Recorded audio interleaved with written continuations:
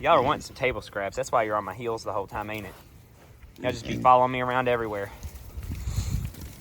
Cute little piggies. Y'all are wild. Wild. Good morning, everybody. It is Cam here, Easy Work Acres, and today we're gonna kind of go over the pigs. We're 3 weeks in now to owning pigs for our first time. I want to go over, what the ground looks like and what they've done, as well as like how much feed they went through, how much size they look like they put on and everything, and just kind of get into the details of, what we have done so far in about 3 weeks of having these pigs. And they have done a little damage to the ground. It's been super wet, which doesn't help the situation, but the pigs are awesome and we love them. We're just going to end up probably making an additional paddock sooner than we expected. But that is totally fine because we fully expected to have to build another paddock before they were, done growing out. So let's get into it. All right, so first off, the pigs have been super awesome. They have already put on some decent size already. And I'll get a closer look with some comparison of before, like 3 weeks ago to now. But they are actually allowing us to get pretty close to them, pet them quite a bit and stuff like that. We bring them food out daily. So that really helps, is that we bring them out. They have their feeder full, but we bring them out table scraps and stuff. And that really helps building the relationship and allowing us to get around them. Because I was told by the lady that we actually bought the pigs from is, if you just don't fool around with your pigs, like you just leave them out there and let them grow, I mean, they'll get kind of wild. They won't like associate with people very much if you're not around there and coming out here pretty often. And we come out here basically daily. There's been a day or two where I've gotten busy and wasn't able to come out here.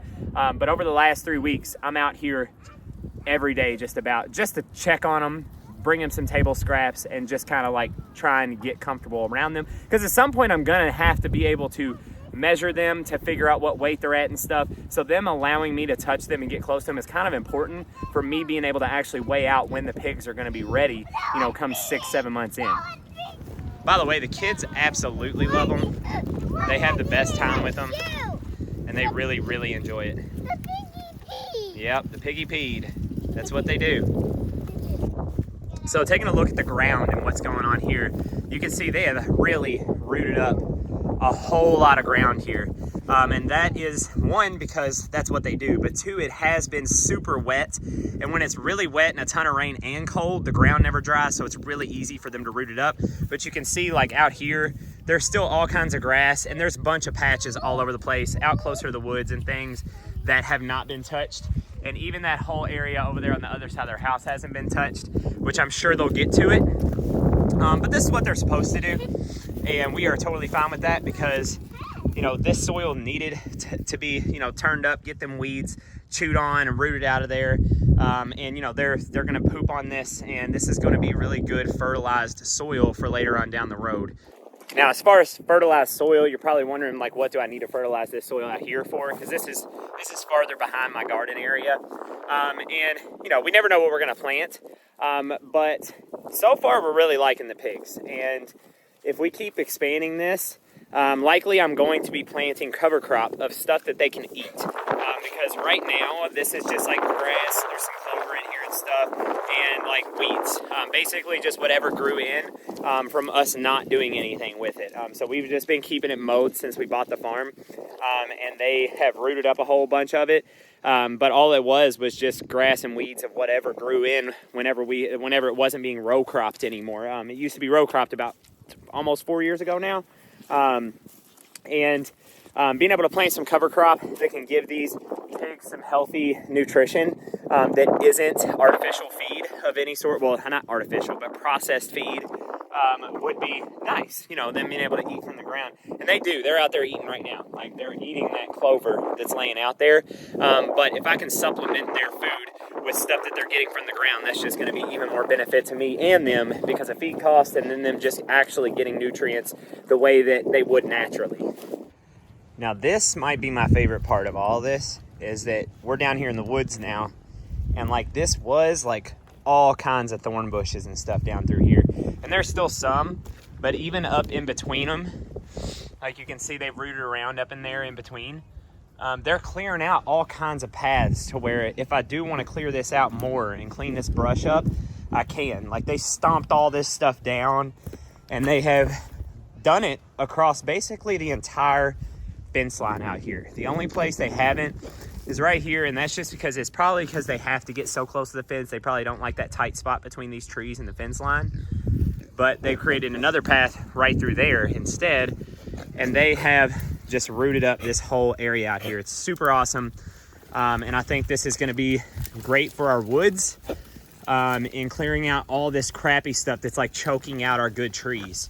And they will, and look, they are so goofy. This is them all day in the woods. They love running around. This little one, this runt, she is the most playful little thing all day long. She's keeping the older ones on their toes because I think she's a little younger than the rest of them. But yeah, these woods, it's like they got racetracks back here. But it looks great back here with these pigs. So this A-frame has worked really well. Downside is, again, it's been cold and wet. And once they rooted it up, it got really soupy in there. And that is why I'm going to move this for them today, so that we can get them on this dry, grassy area over here. And I figured it'd be good to go ahead and get them over here, because what I plan on doing is opening up this fence line and taking them that way. So they'll cut through the woods and be out in this field a little bit, and it'll get them closer to the pond where I can start pumping their water from the pond instead of from our water tank, which we've pretty much emptied at this point. So it'll be nice to allow that to refill up the hill. And how's the feeder doing? Feeder's doing great, other than they ripped the door off on this side. It looks like I must have had a split in the board right here where this nail is, and they just cracked it off of there. So I'll just put a new hinge, or not a new hinge, the hinge is fine.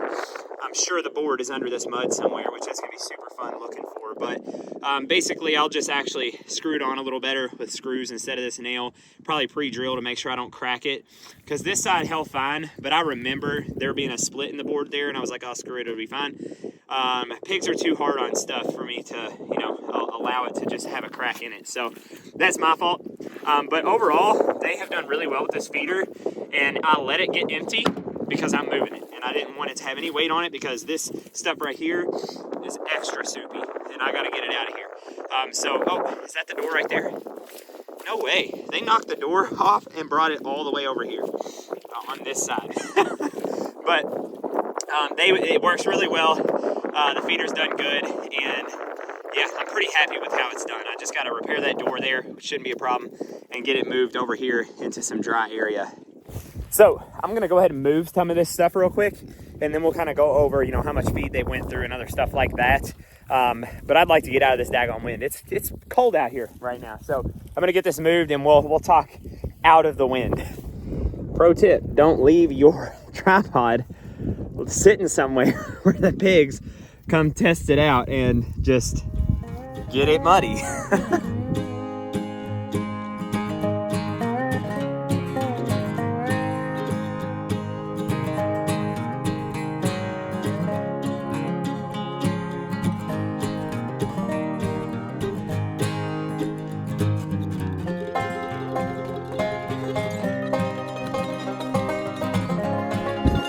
All right, I will 100% lesson learned.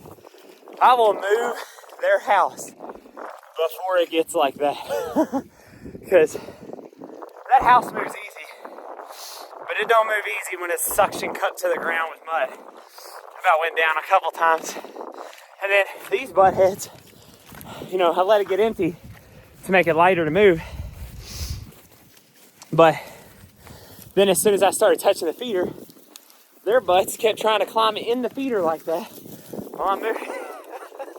So, feeder don't move too easy when it's got, 200-pound worth of pig in it.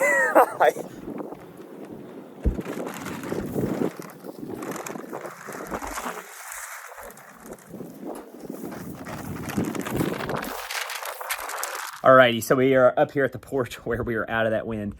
So now I just wanted to lastly go over the feed and water situation. So the water I built, it's still not working. I've tried to get the caulk to dry. I'm gonna have to clean the whole thing out and completely redo it, which really sucks. But I'm probably gonna make a whole new one with hole saws and stuff, because I would like to have more than one waterer.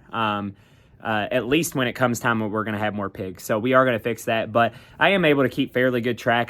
Typically they go through anywhere in the range of 5 to 10 gallons of water a day across the 6 of them. So less than 2 gallons a pig a day, it seems like, which I guess it's kind of hard to track because, like I said, it has been really, really wet outside and raining. So I'm sure that the rain has kind of helped keep their water pail filled up some, as well as there's just a bunch of like mud puddles, and they drink out of those mud puddles. They're not only drinking out of their water. As far as feed, they are hitting right at 4.71 pounds of feed a piece. Is the average that they're doing across 23 days now. They went through 650 pounds of feed. I just gave them another 100 pounds of feed, and then I'm going to make a trip out to the feed mill tomorrow to re-up on all their feed in larger amounts. But they went through 650 pounds of feed in the first 3 weeks across 6 pigs, and that's 4.7 pounds a pig per day, which is the range that they should be in, is somewhere between 4 to 5 pounds of feed a day.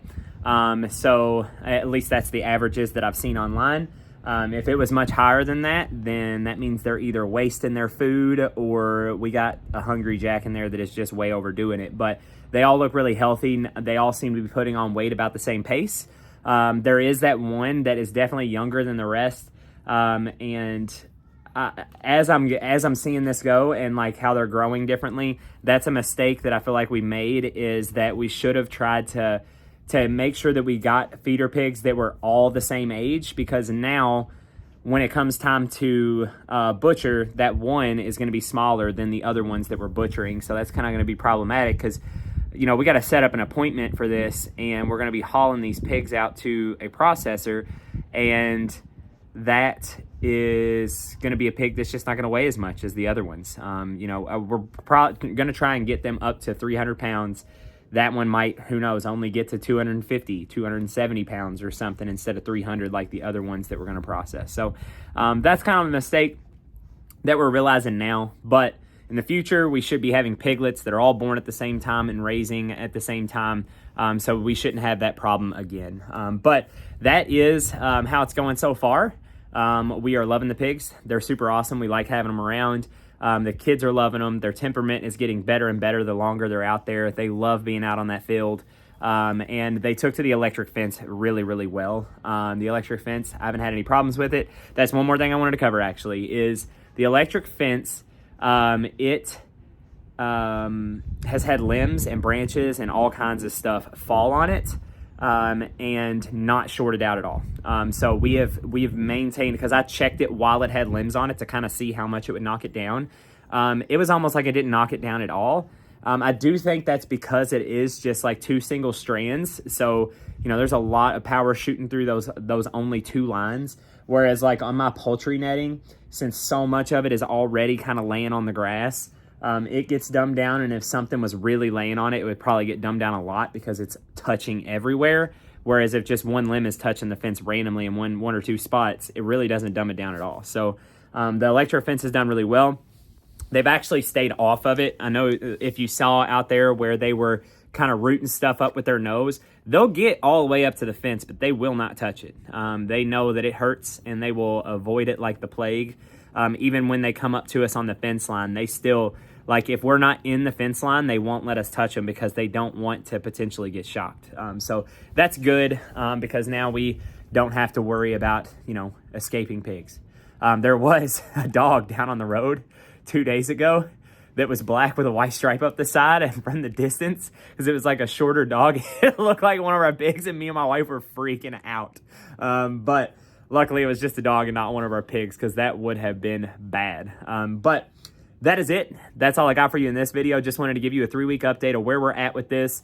Thank you guys for watching. Please keep following along as we keep learning this stuff. Give us a like and subscribe to the channel, and we'll see you in the next video.